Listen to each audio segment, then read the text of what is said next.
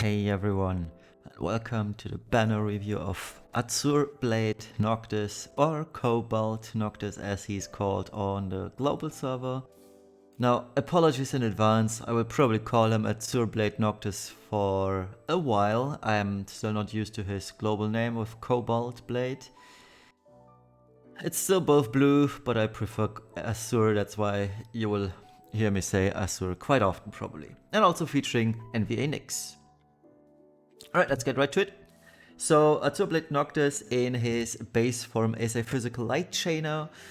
He has the Sword Imperil in his base, he chains an SR, and in Brave Shift he is a light locked Dragoon, a buffed one, so to speak too. And or you can use him as an LB chainer. It's up to you, but really use the Dragoon stuff, it's more beneficial for your damage. Sadly, I did not get the animation stuff for him. The website I usually use didn't have NVA Noctis up for this, so it's static images instead, sadly. And since I do own the unit, let's dive right into a small showcase of Azure Blade Noctis and what he can do, his abilities, LB, etc, etc, etc. And we'll be back with the PowerPoint presentation in a couple of minutes. Okay, so we are at our favorite punching bag. Let's check out Azure Blade Noctis. Cobalt Blade Noctis. So before I am showing you the abilities, etc., let's go through a few cool things about Noctis. And one of the cool few things about Noctis that he is naturally immune to paralysis and stone. And this is a huge one. We've seen a few bosses like Scorn of Erinis that is cycling through all of these status ailments, and being immune to paralysis and stone, that is quite handy. Best in slot case would have been also immune to confusion, but let's keep it real here for a second. That's not gonna happen anytime soon, other than for tanks, but still, paralysis and petrification immunity, that is very sweet. Other than that, he's got a few notable abilities, one of them being Royal Cleave. That is an 120 Imperil. Now in a best case scenario, you would probably bring someone that has a 130 Imperil, such as Starlight Elena. He's got also Legacy of the Lucy, which is a 90x modifier Grandis ability. His base attack is going all out. It's a bolting strike attack. A few good things here. To walk tall enables Noctis to fire off his LB on the very first turn, which is pretty sweet. It is one of the global buffs that he received. He also has innate Fairy and Reaper Killer at 150% and LB damage at 100%. So those are the main things about his base form. He also has Warp Light, which is an all enemies attack with light, and also a light imbue, and as well the Chosen King's Encouragement 250 all stat buff for the whole party, and a 150 Reaper Killer buff to self, which is pretty sweet. And Noctis is a unit that can be stolen off of with Masterminds on and spread around, but there are sadly no Reaper bosses coming up, at least for the final 3 that is in the upcoming Dark Visions, if I'm not mistaken.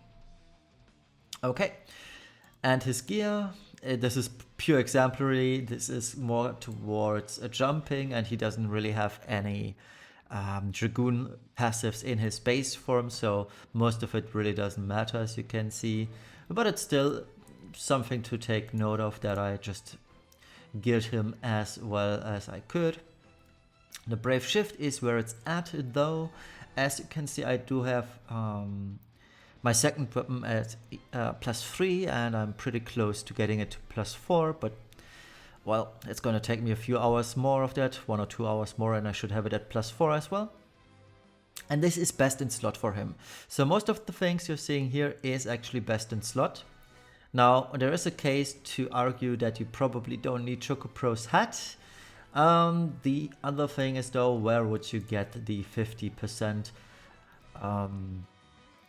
jump damage from? Because mine is at 775 jump damage, and once I upgrade the second weapon to +4, it is going to be at 800, meaning you actually need at least the Choco Pro's hat for that. But the damage loss, there is none, you only gain damage. Other than that, I geared my Noctis towards fairies, which is pretty easy to do with his 150 innate fairy killer. So 2 materias were enough, but most of the other races, such as humans, demons, etc., it's still easy to gear Noctis towards to at 300%, even without using killer weapons and keeping these 2 on. Okay, so as you can see, this is pretty much best in slot gear. Now, some might say this is super whaley. Well, it is not unless you are a new player, but for all the veterans, and I would count myself as a veteran with more than 3 years of playtime, this is fairly usual and standard gearing, to be honest. I mean, I've been playing for so long that I actually have 3 Ultima Blades at this point, so... Okay, so that much for the gear in the Brave Shift. The abilities in his Brave Shift, they are... Oops, wrong one. They are pretty much bare bones, honestly. He got his Warp Strike, which got upgraded or buffed on the global side of things. Our Warp Strike hits for 100 before buffs, which is pretty huge. But there is a possibility to unlock higher damage. And we're gonna do this just to showcase this. You're gonna use Arm Rigger for that. Hello, I can't... Oh, I'm stupid. So we're gonna use... we're gonna Brave Shift Noctis for that. Let's use that one. Let's guard the rest of them. We don't need. So you can actually buff up his modifiers even higher. Now, Arm Rigger Charge, that is a 1x increase to his Warp Strike. It also fills LB gauge. Arm Rigger Charge Plus is another 2x increase, and Arm Rigger Charge Plus Plus is another 3x increase. So you gain a 6x increase in total, making it a 106 modifier at the end of the day, which is a lot higher than, well, a lot, quote unquote, 6x higher than Edgar, for example. And as you can see, this stacks. It is not overwritten. We have all 3 buffs, meaning it now is a 106 buff, which sadly doesn't show, but this is how it is. Other than that, he's got Warp Light, he retained that, and Return of Dawn, which is a 100x modifier attack, which also imperils light by 120%. And that's all there is. Now his Warp Strike Rush, I didn't upgrade the LB because I will never use him as an LB finisher. So his LB in the Brave Shift hits for a maximum of 125x at level 40, but again, I would advise not to level his LB. It is not necessary because the non-Brave Shift at LB, Arm Rigger Unleashed, is even at level 1 still the 25% Sword Imperil, and that is what you actually want. You want the Sword Imperil, and the damage from this LB really doesn't matter, but if you care about the number, his LB goes up to 100x at level 40. But the Sword Imperil, that one stays at 25%. Now, an optimal rotation in Dark Visions, and that is the point I want to make clear here. For Dark Visions, your rotation is as followed. And let me quickly reset this fight because I don't know how long the dummy lasts.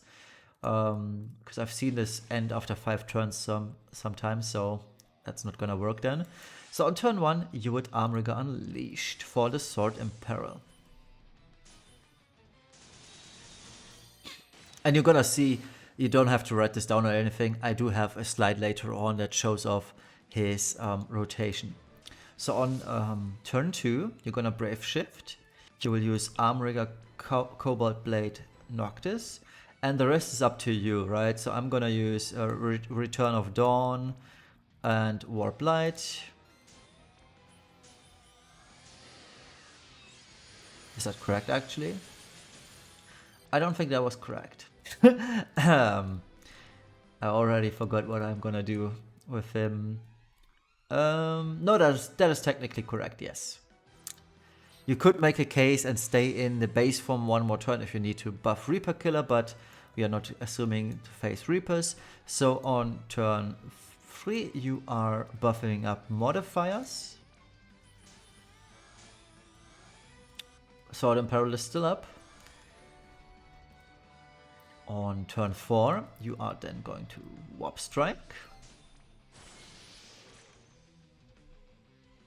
And on turn 5, that's the cool thing, because Warp Strike was not only buffed in regards to its modifier, but also with regard to the turn timer. So Noctis lands on the very next turn. On a JP server, Noctis has 1 turn up in the air, just like Edgar. So on turn 5, you're gonna build up a chain, land Noctis, and done. And this is the optimal rotation for Noctis in Dark Visions. Now, if you are facing a Reaper boss, you would use the Reaper Killer on turn 1, very likely, unless you have to dispel, and steal it with Zorn, keep it on Zorn, maybe hide Zorn even for the turn where you have to dispel, and then you'd start off with the LBE, Brave Shift, get his modification boosts up and running, do the Imperil, etc, etc. So it's just change a little bit up, but the basic rotation, that stays the same. And yeah, that is pretty much Noctis for all of you. He's very easy to use, he's very easy to gear, and I'll be showing off Noctis's damage capabilities on a Scorn trial. It is a more recent one, and that is going to be Scorn of Ymir. That one is actually built for Dragoons. You don't have to use Dragoons. You saw me not using Dragoons. I used Ferris instead. But I'm gonna redo this trial and use Noctis for that. And it's going to showcase the actual fight on how it's meant to be done actually with Dragoons, because there's a speciality on this fight that the boss doesn't do his fixed attack if someone is up in the air. So yeah, we're gonna do that, but for the time being, that pretty much concludes this very little sneak peek and showcase of my Noctis and how to build him. And yeah, let's go back to the PowerPoint presentation. Okay, I hope you enjoyed this little sneak peek. Like I said in the showcase, there will be a video up on Saturday regarding NVA Nyx as a DPS for some trials. So let's keep that for tomorrow. And let's check out his Trustmaster and Super Trustmaster. Trustmaster is a sword, 162 attack, 100 jump damage, 10% light amp, which cannot be dispelled. The light amp is physical and magic alike, so it pretty much is a substitute for, say, Brumal Cores. You've seen me use Brumal Cores on, say, Edgar, for example, all the time in Dark Visions, and now we do have another source of light amp. Should I use actually light amp? Most of the times Edgar wears Brumal Cores for a fire amp, but if I wanted to use light amp, might as well use this one, right? It's a decent sword for light amp sources, like I said. It might be a strong choice for every other Dragoon, just because Noctis provides sword Imperil. But the 162 attack stat is pretty low, so you might actually end up using another weapon if you can still cap the 800 jump damage stuff. It might be a bit easier with Noctis TMR as it also increases jump damage by 100%. We'll have to see. I haven't mapped out whether it's more beneficial for, say, Edgar to use 2 of Noctis' sword or not. We'll have to see, to be honest. But I wouldn't be too surprised if it were better to just use spears on, say, Edgar instead of the swords, because spears have more attack on them. And at the end of the day, if you can cap 800 jump damage, more attack is almost more beneficial. But we'll have to see. Maybe there will be a few cool strats resolving around double swords on Dragoons. And his STMR is extremely good. 57 base attack, 30 defense, 40 spirit. He also provides 50% light resistance, 100% jump damage, and 50% Reaper killer. Whoever thought of this, you are crazy, but it's also super cool. It's best in slot for almost every DPS, physical DPS that is, just because it has the highest attack stat.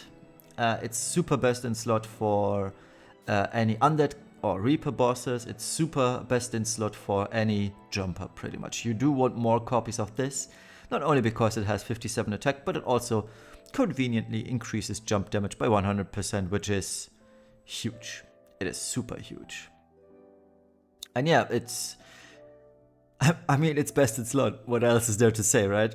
Highest attack gloves in the game, just add superb stuff on top of being the highest attack already. Shortest description of this Super Trust Master. Get it. If you want human killer stuff, that is on Arden's banner, which is probably next week.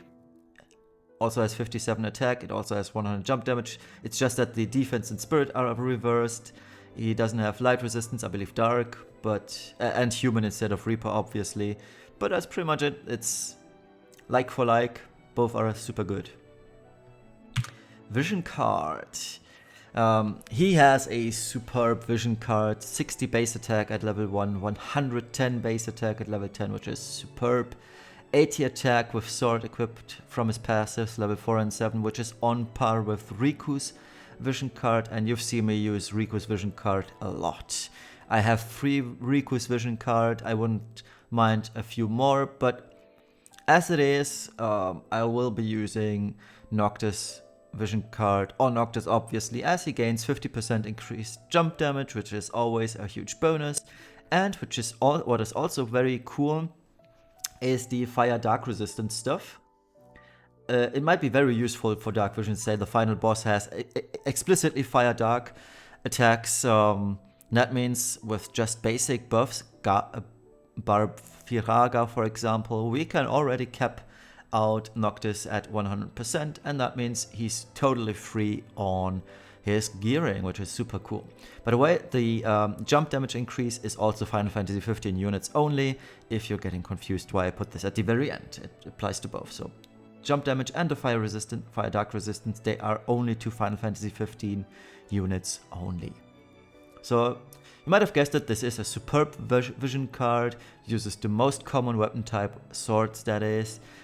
Totally busted on Arden and Noctis due to jump damage increase, and it's a very good card in general. Like I said, I'm using Riku's vision card all the time, and if you take out the level 10 passives, Riku's and Noctis vision card, they are exactly the same. So you have a second chance at getting one of the best vision cards we have in the game. Now I know Tifa's vision card with 125 attack is even better, but that is 4 months down the line, so for the time being, Riku's and Noctis vision card are the best ones currently. Let's check out a potential build. Now, as you can see, I put on Edgar on this list, and the reason is many people, and for good reason, they always compare Azure Blade Noctis or Cobalt Noctis with Edgar, which is a fair assumption. Both are doing essentially the same, just with different things. Edgar has the Spear Imperil, Noctis the Sword Imperil. So yeah, it's a fair assumption or fair game to compare them both. Now, a few things to keep in mind here. The builder at the time of doing this video, which was yesterday on Thursday, the builder didn't have the vision card of Noctis up yet. What's also very, very important is the builder does not account for a second CP Noctis STMR. So Noctis or Azure Blade Noctis is missing 350 attack on the builder. It is only one weapon that counts, but the truth is the game will count both weapons. So having 2 Chronicle Battle weapons on Noctis means you gain 700 static attack, and 350, so half of it, is missing on the left hand side in his attack tab. So the reality is he is at 7,291 attack, which is huge. Other than that, it is geared towards a human boss. This is important for our damage calculations down the line. Both are at 275, so I gained parity. I could have gone for 300, but whatever. It's 275, both are like for like, nobody has an advantage over the other for the actual calculations. Keep in mind, you have to add 50 jump damage to Noctis because we are actually using his vision card and not Riku's vision card. Okay, so Noctis rotation is fairly simple because he got buffed on the global server. He starts with his LB ready on turn 1. You want to start in base form and LB on turn 1 for the Sword Imperil. It lasts 5 turns, so on turn 2 you will use his abilities for the Imperil, for the Light Imperil especially. You will use the buff and you have a free turn for damage. On turn 3, the buff also enables his mod increases, which are Warp Strike, buffs plus and all this stuff. You're gonna use all 3 of them to increase his modifier to 106. You've seen this in the showcase. On turn 5, you're using his jump ability, Warp Strike that is, or should be. And on turn 5, since he got buffed and lands immediately on the next turn, you land, and that's it. This is how you do the most damage in Dark Visions. Now, if you wanted more consistent damage, you would skip the turn 1 LB, start in Brave Shift, do the Imperil stuff, the buffs, the damage, etc, do the mod increases. You might as well even skip the mod increases and just jump on the second turn. There's a lot of possibilities. I've seen all of them simmed throughout, but the highest sim you can get is with this rotation. And as we all know, I'm a Dark Visions player, so this is strictly Dark Visions rotation, I should add. If you want the most sustained damage, you would skip the LB to a later point in time. That'd be on turn 4, you would LB, turn 5 you jump, turn 6 you land, turn 7 you jump again, turn 8 you land, and you have 2 LBs within 2 jumps within one 25 Sword Imperil cycle, which is high sustained damage. Okay, so damage, calcs, and comparison. So the assumptions are both gain 300% attack buffs, which is the usual case. We are taking Venera to this fight, meaning we have 90% breaks. We are using the latest Dark Visions boss with 19k defense, 60% passive defense on top, and 60% elemental resistance. Both are modded up, so Noctis is using 106 modifications on his jump. Edgar is using his 100 modification jump. Edgar is having a 45 wind amp, so we are also using bards, obviously. I did not use Ferris for this because this wouldn't change much, to be honest. And Noctis has 32.5% amplifications. That one is half wind amp from bards and half his own amplification. And we are using 150% killer buffs, meaning Cleo Star. So let's check out the damage. Huge shout out to TX Jean for that. He provided me with the Excel calculation, so I didn't have to do this from the ground up, which is very nice to do, and I just could insert my values. So yeah, what you can see over here is W1 and W2 stand for Weapon 1, Weapon 2, both, since they are true dual wielders, they hit twice with the weapons, meaning we have to account for each one of them. Okay, so yeah, as you can see, what the most important here is that at EX plus 3, Noctis deals 45% more damage than Edgar when compared directly to him. This is a huge step up, and I guess Gyumi did this to level the playing field with Sephiroth in mind, because he's super strong, and I'm truly convinced that we are going to see a lot of global buffs for upcoming units, so that the jump ahead in power creep isn't as large as it was or is on the JP server.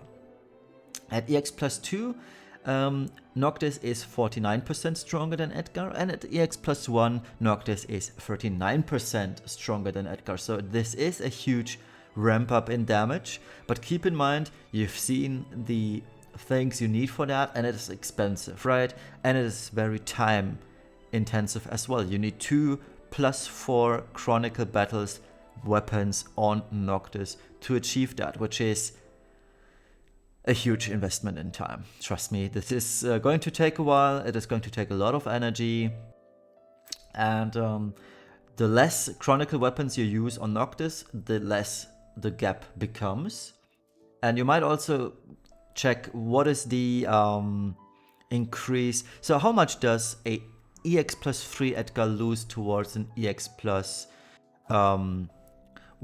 Noctis, right? The damage is still significant. It's still 130 million increase.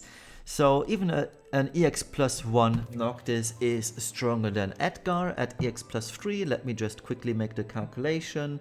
62182 divided by 496.68. It is still it's still a 25% increase to just have Noctis at EX+1 over an EX+3 Edgar. And this is the dimension we're talking about here. It's just that while both may have the same modifications, or almost the same, the huge attack gain from Noctis is what's making the difference here. So yeah, keep that in mind. Noctis is our top dog for damage right now, and with a huge increase in power scale regarding Edgar. Let's now check out Nyx fairly quickly. He's a free unit after all, so while he isn't bad, he isn't also too good, but he can burst for high amounts. He does have a passive which increases modifier granted power of the Lucy, which is a 40x warp strike increase, as you can see, which makes it hit fairly hard. But yeah, the most notable things is Pride for Home. It's a 100 LB damage increase to the whole party, except himself, which doesn't really matter. He also has 85 all breaks available on turn 1 for 3 turns, which is pretty cool, especially for farming stuff such as the Chronicle Battles. And the later stages, the stage 10 is a little bit more tricky. You need actual breaks, and using Nyx's NVA for that is quite good. He also gains the 6x mod cap. He has triple cast now, which is pretty sweet. The stuff we are very used to. In his Brave Shift, there is something new, and the field he applies is a 25 Wind Imperil to the enemy, which is pretty sweet. And what's also cool is, I'm gonna show this off on another video, is that you can stack quote unquote, you can have 2 fields up at the same time, at least on the JP server. You can have up a enemy affecting shield, such as Nyx's shield, and you can have an amplification shield, field up for your team. But the order at which you do it, that is important. I'm gonna show this off in another video on Saturday. But all the rest regarding Nyx's NVA, still triple cast. He can light amp himself by 15%. He has Warp Daybreak, which is a 100x Stardust Stray modifier attack, which is pretty sweet. He can add light element to himself, increase modifiers, so the usual pretty much. Nothing too fancy. He is okay, he is free though, so keep in mind his strength is kind of diminished because he's free. But still, he's good, he's good. So how do they fare in the meta? Well, with my calculations and a human boss, Noctis at EX+3 is 54% stronger than Edgar, 49 at EX+2, and 39 at EX+1. Dragoons fade out of the meta within the next 2 Dark Vision cycles though, so keep that in mind. We are more leaning towards 2 actual super hard LB finishers such as Avalanche Tifa, Hawkeye, Zidane, you name it. But the Sword Imperil is still super unique. Other than Arden, who's probably coming next week, nobody else has a Sword in Peril just yet, meaning there might actually always be a spot open to Noctis in Dark Visions. And if that's the case, we still have a very strong Kappa, or Dragoon Kappa for that matter. He's super easy to build, just like Edgar pretty much, and has best in slot gloves and a superb VC for all of that on top. And yeah, provides super high damage for all upcoming challenges and buffs 100% Reaper Killer, which you can obviously spread via Zorn. And Reaper Killer is rare, and having a unit that is so strong and specializes in Reapers is very handy. Now keep in mind, upcoming Dark Visions final bosses or gatekeeping bosses, meaning the last the last two before the final boss, none of them are Reapers. But should we have a Reaper boss sometime down the line, Noctis is going to be a good choice, unless we get someone else who's power creeping in by that time. The huge global buffs make him not only hit faster, but also way harder than Edgar. Noctis is also more flexible with respect to turn timers than Edgar. With the 5 turn, not amplification, but Imperil, it is a little bit easier to fit in more jump damage in Noctis than it is for Noctis than it is with Edgar. And regarding Nyx, he's a free unit and thus just okay-ish, but he provides 85 breaks and light Imperil 25% field on one enemy, which is good. It's okay, nothing too special though. So, should you pull? If you care enough about Dark Vision high scores, yes, you absolutely should. Same applies to Aradin, by the way. He's just different element, some different resistances, but all in all, he's the same unit. And I'm fully expecting Gumi to also buff Aradin to the same damage amount that Noctis deals. Noctis will see use in Dark Visions regardless, due to the uniqueness of Sword in Peril and his high damage. And the easier to use global version. Now, the Dark Vision's usability stems from his Sword in Peril most of the time, especially later Dark Visions, like 3 months later from today. He's going to be brought for the Sword in Peril most likely. Now, if you have the resources, if your resources are scarce, meaning Lapis, Transcension Pearls, and especially time due to Chronicle Battles grinding, you may skip Noctis. I mean, yeah, the damage is significant, but Edgar still gets the job done to some extent, right? I mean, yeah, you're losing 54% damage increase over Edgar, but he still gets the job done, especially if you don't really care that much about Dark Vision's high scores. If you don't want to score in the top 100, for example, Edgar actually gets the job done as well. It's just really, if you want to score at top 100, you may as well just use Edgar and skip Noctis. But keep in mind, you will have trouble to keep that top 500 score up and running, just because, well, a lot of people are going to use Noctis' Sword in Peril, so keep that in mind. By the way, Cindy also provides an amazing STMR, which is a 100% machine killer, physical and magical, which is pretty sweet. And is up for grabs in the shop too, so if you pull the Noctis, you can grab her via coins. It's a good deal. By the way, get Nyx's weapon from the Mog King shop. It's pretty good on himself, but they changed the weapon so that it applies to everyone. So this is a 210 attack weapon with LB damage, etc, etc. It's really good. Don't sleep on it. And also do not sleep on Chronicle Battles. There is a free Moogle Charm to get. At least it was on the Japanese server. I hope it's on the global server as well, because I'm doing this video before maintenance is done. So let's hope there's a Moogle Charm as well on the global server, but usually Gumi just copy pastes stuff, so get the Moogle Charm if there is one.